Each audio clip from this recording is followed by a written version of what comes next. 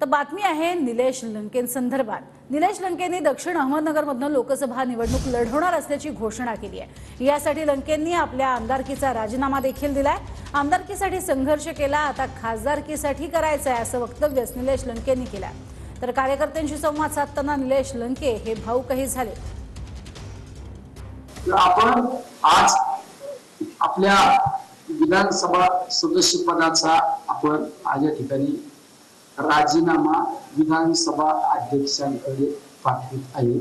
साहेबांच्या हाकेला वळ देऊन आपण ही नगर दक्षिण लोकसभा निवडणूक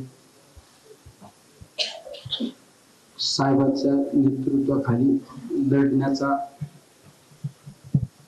निर्णय पवार साहेबांच्या नेतृत्वाखाली आपण काम करतो।